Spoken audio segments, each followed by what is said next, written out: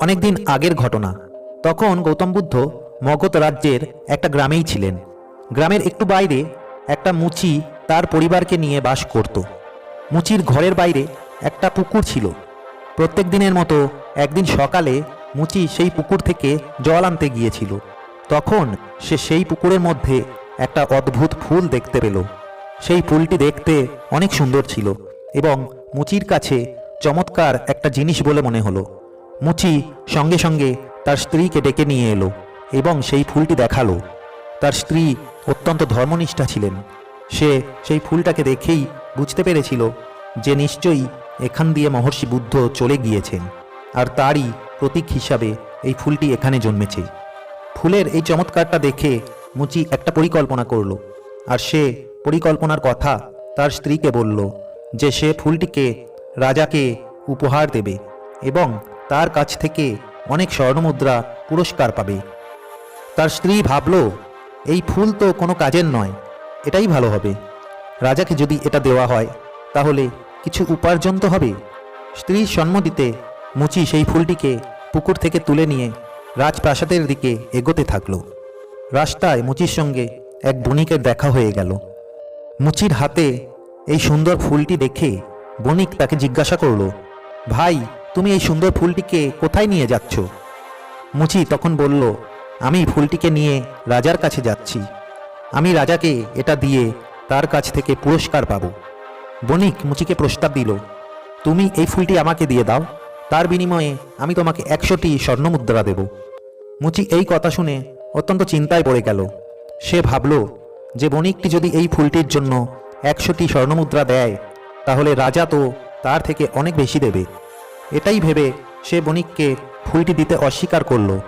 মুচি আরও কিছু দূর এগিয়ে যাওয়ার পরে রাস্তাতেই রাজার দেখা পেয়ে গেল। রাজা তখন গৌতম বুদ্ধের সঙ্গে দেখা করতে যাচ্ছিল। রাজা মুচির হাতে সেই সুন্দর ফুলটিকে দেখে অত্যন্ত আশ্চর্য হয়ে গেলেন এবং মুচির কাছ থেকে সেই ফুলটি 1000 স্বর্ণমুদ্রার বিনিময়ে পেতে চাইলেন। রাজার এই প্রস্তাব শুনে মুচির মনে একটা চিন্তার রেখা দেখা দিল। সে রাজাকে ফুলটি না দিয়ে সেখান থেকে দৌড়ে গৌতম বুদ্ধের কাছে চলে গেল। গৌতম বুদ্ধ মুচিকে দেখে জিজ্ঞাসা করল, তুমি এত জোরে জোরে দৌড়ে কি করতে এখানে এলে? তখন মুচি সমস্ত ঘটনাই বুদ্ধকে খুলে বলল। এরপরে মুচিটি সেই ফুলটিকে গৌতম বুদ্ধের চরণে অর্পণ করল এবং বলল যে প্রথমে এই ফুলটিকে দেখে আমার মনে লোভ হয়েছিল, কিন্তু তারপরে আমি বুঝতে পারলাম যে যার ছায়া পড়ে এই ফুলটি এত দিব্য শক্তি লাভ করেছে, যদি তার চরণে আমি চলে যাই তাহলে আমার জীবন ধন্য হয়ে যাবে। তখন থেকেই মুচিটি সারা জীবন গৌতম বুদ্ধের শিষ্য হয়েই রয়ে গেল। বন্ধুরা, এই ঘটনার মাধ্যমে আমরা এই শিক্ষাই পাই যে আমাদের জীবনে অনেক জিনিসই আমাদের আকর্ষিত করে, কিন্তু তাদের ওপর লোভে না পড়ে জীবনে সঠিক রাস্তাটাই বেছে নিতে হবে। কারণ একটা কথা তো শুনেই থাকবেন, লোভে পাপ আর পাপে মৃত্যু। দ্বিতীয় গল্প। বন্ধুরা, অনেক সময় আমরা নিজেদের জ্ঞান জাহির করার জন্য উপদেশ ও পরামর্শ দিয়ে ফেলি। যাকে দিচ্ছি তার আদৌ সেই পরামর্শের প্রয়োজন আছে কিনা তা ভেবে দেখি না। এভাবে কিন্তু আমরা নিজেদের পাণ্ডিত্য নয়, বরং বোকামিরই প্রকাশ করি।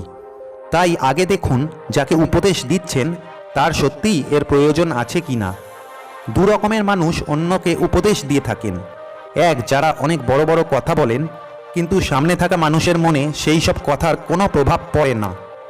আর অন্য ধরনের মানুষ হলো যাদের একটা ছোট্ট কথা সামনের জনের হৃদয় আন্দোলিত করতে পারে। তাই অন্যকে জ্ঞান দেওয়ার আগে নিজের কথাকে মূল্যবান করে তুলুন। একদিন গৌতম বুদ্ধ রাস্তা দিয়ে যাচ্ছিলেন। একজন সন্ন্যাসী তার দেহের অপরূপ জ্যোতি দেখে মুগ্ধ হয়ে যান। ওই সন্ন্যাসী তাকে জিজ্ঞাসা করেন, আপনি কি দেবতা? বুদ্ধ তাকে বলেন, না, আমিও আপনার মতো সাধারণ একজন মানুষ। শুধু পার্থক্য হলো আমি জেগে আছি আর আপনি এখনো ঘুমিয়ে আছেন। ওই সন্ন্যাসী তখন বুদ্ধের কাছে তার গুরুকে তা জানতে চান। বুদ্ধ তাকে বলেন যে প্রথম তিনি অনেককেই গুরু হিসাবে অনুসরণ করেছিলেন, কিন্তু পরে তিনি নিজেই নিজের পথ নির্ধারণ করেন।